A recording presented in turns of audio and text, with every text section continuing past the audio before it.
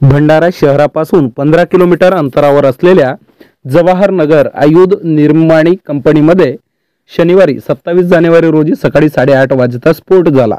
या स्फोटात एका कर्मचाऱ्याचा जागीच मृत्यू झाला। अविनाश मेश्राम वय 48 वर्ष असे मृत कर्मचाऱ्याचे नाव आहे।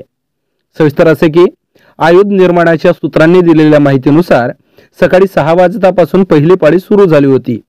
या पाळीतील काम सुरू असताना CX विभागात दुर्घटना घडली। काम सुरू केल्यानंतर 2.5 तासानंतरच प्रचंड स्फोटाचा आवाज ऐकू आल्याने आयुध निर्माणीमध्ये प्रचंड खळबळ उडाली। स्फोटानंतर आग लागल्याने तैनात असलेले अग्निशमक दलाचे पथक बचाव कार्यासाठी धावले। त्यानंतर तातडीने आग आटोक्यात आणली। या अपघातामुळे आयुध निर्माणीमध्ये कार्यरत असलेल्या कामगारांत प्रचंड दहशत निर्माण झाली आहे। परिसरालगतच आयुध निर्माणीची वसाहत देखील आहे। आगीवर आणि दुर्घटनेवर नियंत्रण मिळविण्यात आले असून त्याचे कारण शोधले जात आहे।